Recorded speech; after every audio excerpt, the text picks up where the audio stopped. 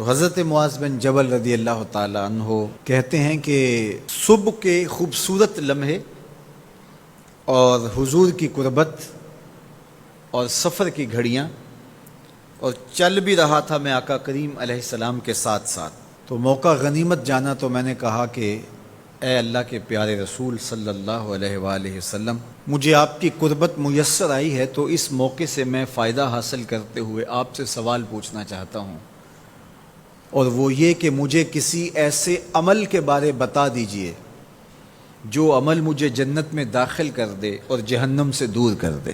تو حضور علیہ السلام نے اس سوال پر ان کی تحسین فرمائی، فرمایا تو نے بہت بڑا سوال کیا ہے، اس کا جو جواب ہے کہ جنت نصیب ہو اور مجھے جہنم سے نجات ملے تو یہ اتنا آسان کام نہیں ہے، یہ بڑا مشکل کام ہے، لیکن جس پر اللہ آسان کر دے اس کے لیے مشکل نہیں ہے۔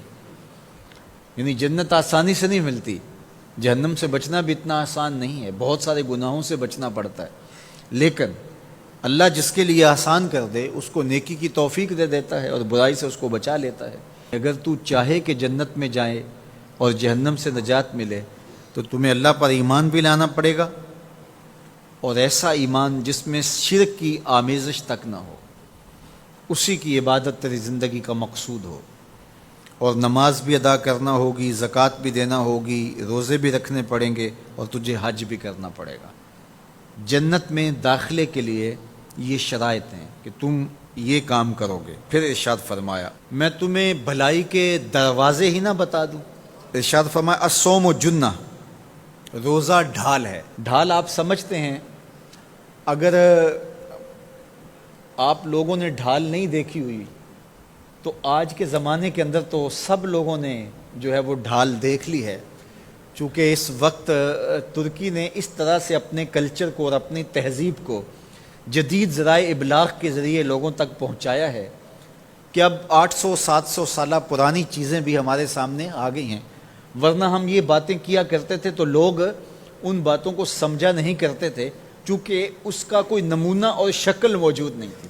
جب دشمن تیر پھینکے تو تیر سے بچنے کے لیے وہ لوہے کا پترا جو آگے کر دیا جاتا ہے، جو تیر کو اپنے اوپر روک لیتا ہے، اس کو عربی میں جنہ اور اردو میں ڈھال کہا جاتا ہے۔ تو آقا کریم نے فرمایا روزہ ڈھال ہے، تو گویا جہنم کی آگ سے بچانے کے لیے جو ہے وہ روزہ کام دے گا۔ وَالصَّدْقَةُ تُطْفِئُ الْخَطِیَّةَ، یہ گناہوں کو مٹا ڈالتا ہے، جس طرح کہ آگ کو پانی بجھا ڈالتا ہے، تو اس طرح جب صدقہ دیا جاتا ہے تو جو گناہ ہوتے ہیں وہ ایسے مٹتے ہیں کہ لگتا ہے یہاں گناہ تھے ہی نہیں۔ آگے ارشاد فرمایا رات کے پیٹ میں نماز ادا کرنا، یعنی تہجد کی نماز ادا کرنا۔ پھر حضور علیہ الصلوۃ والسلام نے یہ آیت پڑھی تتجافی جنوبہم عن المضاجع، ان کی کروٹیں بستروں سے الگ رہتی ہیں، خوف اور طمع میں وہ اللہ کو پکارتے ہیں اور وہ رات کو جاگتے ہیں، ان کی کروٹیں بستروں سے الگ رہتی ہیں، حتی بلغ یعملون، یہ آیت پڑھتے ہوئے آخر تک حضور نے تلاوت فرمائی۔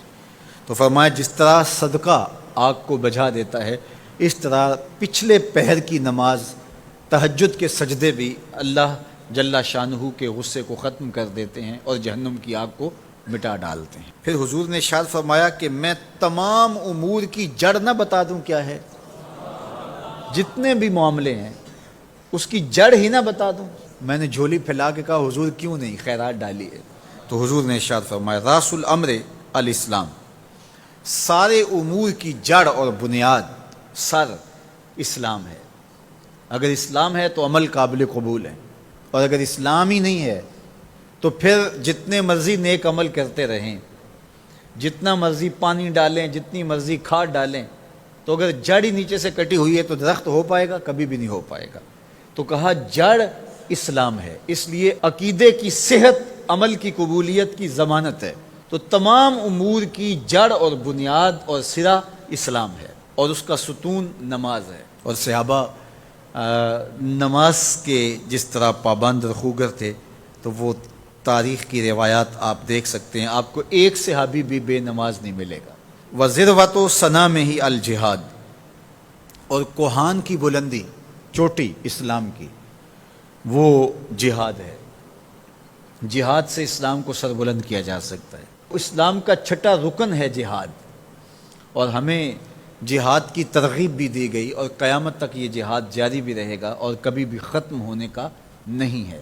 ہاں اس کے اصول و ضوابط ہمیں دیے گئے، جہاد کے نام سے فساد فی الارض نہ کیا جائے، لیکن جہاد کا انکار اسلام کا انکار ہے۔ یہ اسلام کی چوٹی ہے، ذروۃ و سنام کہا گیا، یہ کوہان کی بلندی ہے۔ تو حضور علیہ السلام نے آخر میں فرمایا کہ میں تمہیں سارے معاملات کی جڑ ہی نہ بتا دوں، خلاصہ ہی نہ بیان کر دوں؟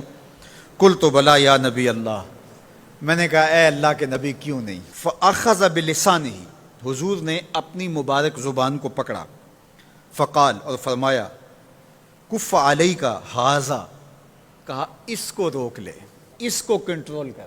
تو کہتے ہیں میں نے کہا اے اللہ کے پیارے محبوب صلی اللہ علیہ وسلم، جو ہم باتیں کرتے ہیں اس سے بھی مواخذہ ہوگا؟ یعنی عمل پر تو پکڑ ہوگی، لیکن جو ہم زبان سے بات نکال دیتے ہیں تو کیا اس بات پر بھی مواخذہ ہوگا؟ تو حضور علیہ السلام نے ارشاد فرمایا کہ لوگ منہوں کے بل یا ٹھوڑیوں کے بل جہنم میں ڈالے جائیں گے، یہ ان کے بولے ہوئے بولوں کی وجہ سے ہوگا، ان کی زبان کی کمائی کی وجہ سے ہوگا۔ تو اپنی زبان کی حفاظت کرو تو جنت کا داخلہ مل جائے گا۔ تو گویا زبان کی حفاظت سے لے کر کے اللہ کے حضور سجدے تک اور اللہ کی عبادت تک، یہ ہے وہ نصاب جو جنت میں جانے کا ہے۔ اللہ ہم سب کو 5 گانا باجماعت نماز کی توفیق دے، اللہ ہمیں توفیق حج کی نصیب کرے، اللہ ہمیں رمضان المبارک کے روزے رکھنے کی توفیقات سے مالا مال کرے، اللہ اپنی راہ میں جد و جہد اور جہاد کی توفیق سے مالا مال کرے، اور اللہ ہمیں ہماری زبان کی حفاظت کی توفیق دے تاکہ ہم خیر کی راہوں کے مسافر رہیں۔